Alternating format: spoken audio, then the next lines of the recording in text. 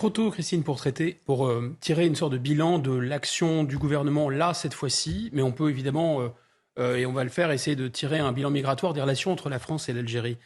Ce qu'a fait le gouvernement, sous l'impulsion d'Emmanuel Macron, c'est d'exercer un bras de fer. C'est de dire on va diviser par deux les visas qui sont accordés aux Algériens pour que justement l'Algérie accepte de donner les laissez-passer consulaires et récupère ceux qu'on expulse.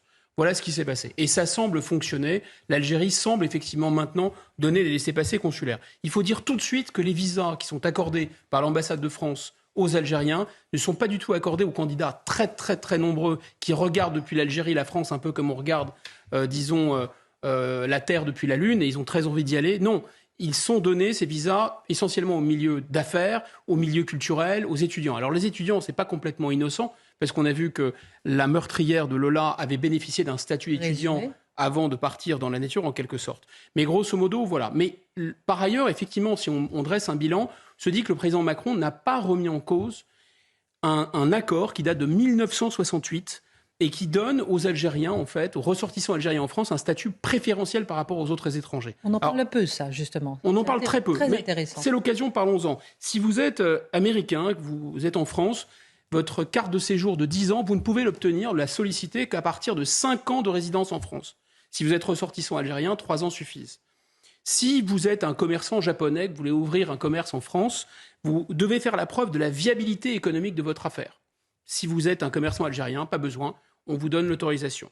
Si vous êtes, disons, une Australienne, que vous épousez un Français, eh bien, vous devez faire la preuve de 6 mois de vie sous le même toit pour obtenir un statut de conjoint de Français. Si vous êtes une Algérienne, vous épousez un national français, vous avez immédiatement ce statut. Donc il y a quelque chose qui vise en fait un peu à faciliter l'installation des Algériens en France, dont ne bénéficie plus, je répète, le gros des bataillons des immigrés.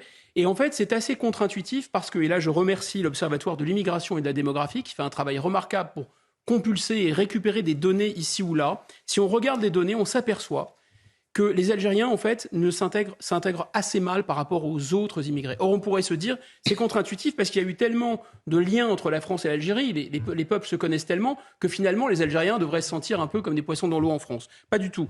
En 2017, par exemple, 41% des Algériens en France étaient chômeurs ou inactifs.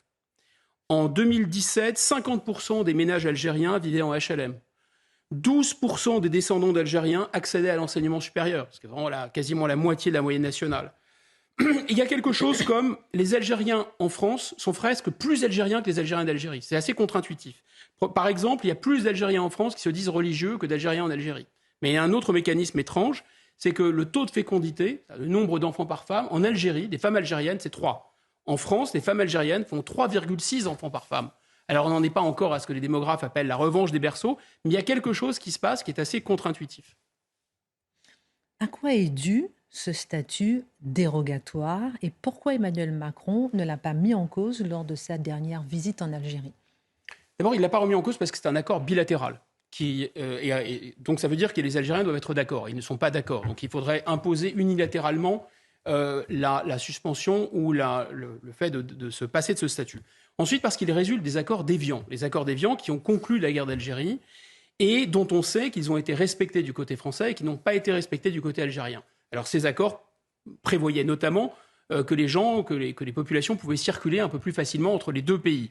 Et comme vous savez, il y a eu 1 million de Français pieds noirs et harkis qui sont partis en toute précipitation pour sauver leur vie d'Algérie. Tandis que nous, on n'a pris aucune mesure, évidemment, mais au contraire, contre les Algériens pour qu'ils s'installent en France. D'où ces accords qui interviennent quelques années après l'indépendance. Et dans les années 60, il faut bien comprendre que l'industrie française était plutôt assez contente de faciliter la venue d'une main-d'œuvre dont elle avait besoin. Il faut dire aussi que la jeune République algérienne, qui a rapidement été plongée dans la crise économique, était plutôt assez contente qu'il y ait une sorte de soupape comme ça qui permettait à ces jeunes sans emploi de s'installer en France. Et puis est venue les années 70, c'est la crise des années 70. Et là, c'est assez incroyable parce que c'est au moment où on n'avait plus besoin de cette immigration de travail, je souligne au stabilo travail, ce n'était pas une immigration de peuplement au départ, qu'il y a eu, à la suite du regroupement familial, ça a été imposé par les juges, y compris à l'exécutif français et donc au peuple français par construction, il y a eu ce regroupement familial qui a transformé cette immigration de travail en immigration de peuplement. Et là, ce qui est très intéressant, c'est que ce statut, c'est finalement le legs de la colonisation complètement. Et Côté français, on ne veut pas le remettre en cause, évidemment, parce qu'on ne veut pas fâcher les Algériens, parce qu'il y a toujours cette espèce de culpabilité. Et côté algérien, c'est peut-être presque plus intéressant. Quand on écoute les Algériens, ce statut, c'est presque la matérialisation d'une sorte de droit de créance, c'est-à-dire d'une sorte de réparation de la colonisation. Voilà ce que disait feu le président Bouteflika en 2017. Vous nous avez tout pris, parlons des Français, vous nous avez tout pris. Vous avez pris notre culture, vous avez volé notre identité. On ne sait plus qui on est. Et en fait, ce statut et le fait de favoriser la venue d'Algériens en France, c'est un peu laissez-nous bénéficier en fait d'une facilité de passage et comme une sorte de compensation en quelque sorte. Mais ça relève aussi du côté algérien d'une forme de schizophrénie. Alors pourquoi de schizophrénie ? Parce qu'on sait que le pouvoir algérien, sa légitimité est quand même assise sur le fait de dénoncer la France matin, midi et soir. Et quand on lit, je conseille cette lecture, l'ambassadeur Driancourt à Alger, qui a écrit un bouquin qui s'appelle L'énigme algérienne aux éditions d'Observatoire, il raconte par exemple que les ministres FLN qui vomissent leur fiel contre la France le jour, la nuit, lui envoient depuis des adresses à Yahoo, par exemple, discrètes, des demandes de visa. On s'aperçoit aussi que la classe dirigeante algérienne qui a arabisé sa population prend soin d'envoyer ses propres enfants au lycée français d'Alger, tant qu'à faire. On s'aperçoit aussi que le fait d'avoir une carte de résidence de 10 ans, c'est quasiment un statut social au sein de la nomenclature algérienne. Donc ça, c'est très étonnant. C'est-à-dire qu'à la fois, on vilipende la France et en même temps, on ne rêve que d'une chose, c'est venir en France. Donc c'est très étrange.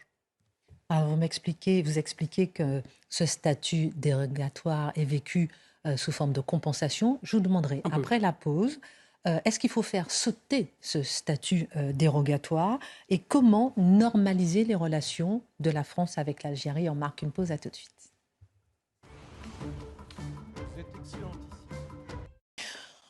On revient sur l'Algérie, juste avant la virgule info de Mickaël Dorian. Elisabeth Borne engage la responsabilité du gouvernement par l'article 49.3 pour faire passer son texte sur le budget. Un acte de brutalité antidémocratique pour les députés de la NUPES. Les députés de l'Alliance de gauche qui ont immédiatement indiqué déposer une motion de censure contre le gouvernement. Les députés du Rassemblement national en déposeront une également demain. Grève reconduite à la raffinerie Total Énergie de Gonfreville en Normandie. L'annonce a été faite par la CGT en fin de matinée à l'issue d'une assemblée générale qui a réuni plusieurs dizaines de salariés. La grève dans plusieurs raffineries Total Énergie a débuté le 27 septembre et crée depuis plusieurs semaines des pénuries de carburant dans les stations-service. Et puis l'écrivain Jean Telet est décédé. Selon le communiqué des éditions Miel et Barreau, l'auteur de Fleurs de tonnerre et de Crénum Baudelaire aurait succombé hier soir à un arrêt cardiaque. Jean Telet s'est éteint à son domicile parisien. Il avait 69 ans.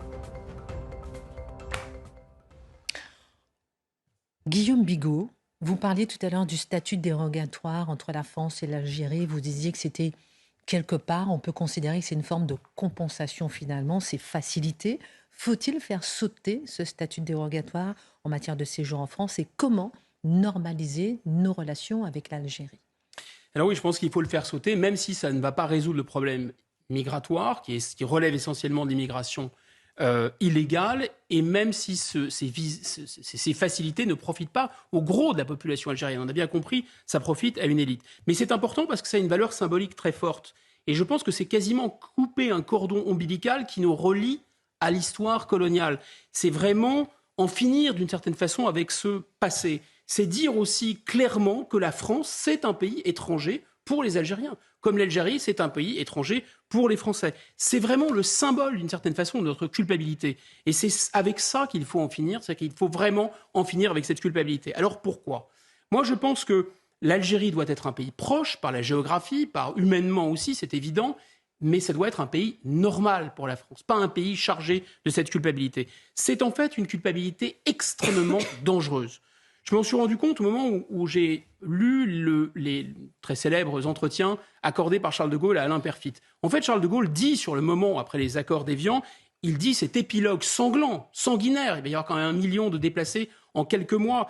Il dit c'est vraiment le signe, enfin ça explicite le fait que le vivre ensemble peut très mal tourner. Très très mal tourner. Et il faut jamais l'oublier. Et il y a quelque chose qui est fascinant sur le plan historique, c'est qu'au moment même où on tire les conséquences sanglantes du fait que la coexistence peut être extrêmement problématique, et donc on rapatrie un peuplement européen et français qui est en Algérie, et qui est menacé de mort, c'est exactement le moment où on démarre un flux migratoire en sens inverse, cette fois-ci de l'Algérie vers la France. Et c'est ça qui est incroyable.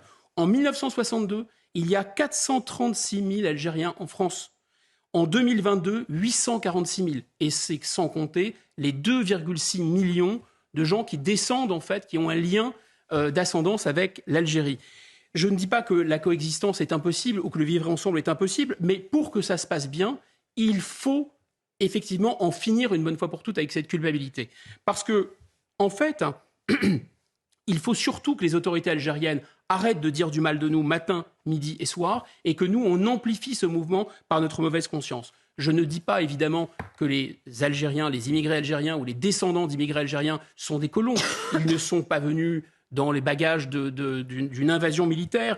Ils ne sont pas venus non plus comme des envahisseurs, évidemment. Ça n'a rien à voir. Néanmoins, ce serait naïf de ne pas voir que certains d'entre eux se comportent finalement comme un terrain conquis. Et effectivement, l'histoire nous enseigne que c'est extrêmement dangereux. Il faut y prendre garde.